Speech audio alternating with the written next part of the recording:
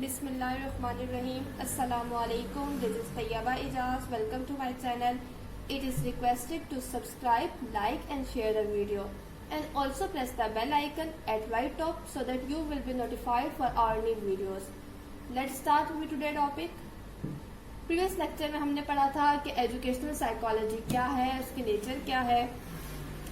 इस लेक्चर में हम पढ़ेंगे कि इम्पोर्टेंस ऑफ एजुकेशनल साइकोलॉजी क्या है. अगर आपने पिछली वीडियो नहीं देखी तो वो ज़रूर देखिएगा कि एजुकेशनल साइकोलॉजी की डेफिनेशन क्या है, उसकी नेचर क्या है. मैं थोड़ा सा आपको यहाँ बता देती हूँ कि एजुकेशनल मीन या education mean to get knowledge, to get something, किसी चीज़ को, किसी नॉलेज को हासिल करना, किसी चीज़ के बारे में जानना. और साइकोलॉजी मीन्स अगर आज के वक्त में देखा जाए तो study of behaviour. Simply education mean के किसी के बिहेवियर में मॉडिफिकेशन लाना और साइकोलॉजी मीन उस बिहेवियर को स्टडी करना. आज के टॉपिक की बात करते हैं start. Importance of educational psychology. First है to know individual differences of learner. एक टीचर को ये जानना जरूरी है कि किस मतलब के इंडिविजुअल डिफरेंसेस क्या आ रहे हैं, किस लेवल के स्टूडेंट्स हैं, माइल्ड लेवल पे हैं, मॉडरेट लेवल पे हैं, सीवियर पे हैं या प्रोफाउंड पे हैं. क्योंकि हर इंसान दूसरे इंसान से मुख्तलिफ होता है तो उसकी डिजायर्स, नीड्स, एक्सपेक्टेशन भी अलग होती हैं. सेकेंड है to know attitude of learner, कि एक स्टूडेंट का किस तरीके का एटीट्यूड है, वो किस तरह बिहेव कर रहा है, पॉजिटिव है या नेगेटिव है, वो क्या चाह रहा है, ये सब जानना भी जरूरी है. To know interest of learner, ये देखना भी जरूरी है कि एक स्टूडेंट किस चीज में इंटरेस्ट ले रहा है, वो किस चीज को सही से काम, किस चीज पे सही से काम कर रहा है. फोर्थ है to know teaching learning process. एक टीचर को ये जानना भी जरूरी है कि वो कैसे अपने टीचिंग लर्निंग प्रोसेस को इफेक्टिव बनाए, इम्प्रूव करे. फिफ्थ है to know the problem of learners. एक टीचर को ये जानना जरूरी है कि जो स्टूडेंट्स के, लर्नर्स की जो प्रॉब्लम्स हैं उनको किस तरीके से सॉल्व किया जाए, उनको किस तरीके से मोटिवेट किया जाए, कैसे गाइड किया जाए, ये सब जानना जरूरी है. Scope of educational psychology. First है nature of teaching learning. Second है human growth and development. Third है लर्निंग. फोर्थ है स्टडी ऑफ पर्सनैलिटी. फिफ्थ है करिकुलम फॉर्मेशन. सिक्स्थ है क्लासरूम मैनेजमेंट. सेवन है study of individual differences. Eight है providing guidance and counselling. Ninth है human behaviour. Tenth है study of abnormal students. अब इनको वन बाय वन डिटेल में study करते हैं कि क्या है. Nature of teaching learning. यहाँ पर एक एजुकेशनल साइकोलॉजी का किस तरीके से स्कोप है ये मैं आपको बताती हूँ. अगर एक टीचर को या किसी भी इंडिविजुअल को एजुकेशनल साइकोलॉजी की नॉलेज होती है तो उससे टीचिंग लर्निंग बहुत ज्यादा इफेक्टिव हो जाती है. एक टीचर जो टेक्निक यूज कर रहा होता है या करता है बच्चे को पढ़ाने में, तो उससे बहुत ज्यादा लर्निंग जो मेथड्स होते हैं वो बहुत ज्यादा इंटरेस्टेड हो जाती है लर्निंग के. एक टीचर, एक स्टूडेंट्स इंटरेस्ट लेकर स्टडी करता है तो इस तरह ये लर्निंग में भी असर करती है. लर्निंग में भी एजुकेशनल साइकोलॉजी का रोल है. सेकंड है human growth and development.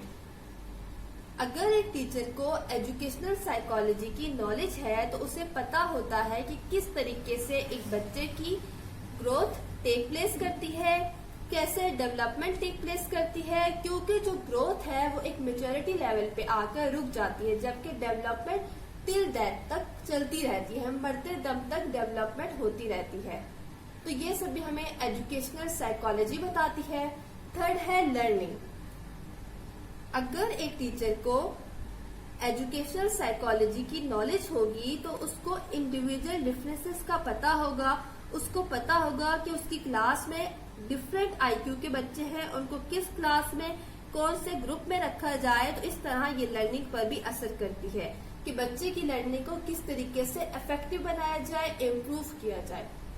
Fourth है स्टडी ऑफ पर्सनैलिटी. अगर एक टीचर को एजुकेशनल साइकोलॉजी की नॉलेज होती है तो उससे बच्चे की पर्सनैलिटी के बारे में पता होता है. अगर पर्सनैलिटी की बात करें तो पर्सनैलिटी वर्ड लैटिन वर्ड से ड्राइव हुआ है जिसका मतलब है persona. Personality come from Latin word persona which mean mask. कि जो पर्सनैलिटी वर्ड है वो پہلے زمانے میں ایکچر کے لیے یوز کیا جاتا تھا، لیکن آج کے دور میں اس کا مطلب الگ ہے کہ جو پازیٹیو اور نیگیٹو بیہیویئر ہوتا ہے کسی بھی انڈیویجول کا یا بچے کا، یا وہ سچویشن میں کیسے بہیو کر رہا ہے، کیسے پرفارم کر رہا ہے، وہ کس طریقے سے بول رہا ہے، یہ سب پرسنالٹی میں دیکھا جاتا ہے. تو اس طرح ایجوکیشنل سائیکالوجی ہمیں کسی کی پرسنالٹی کو اسٹڈی کرنے میں بھی ہیلپ کرتی ہے. ففتھ ہے کریکولم فارمیشن.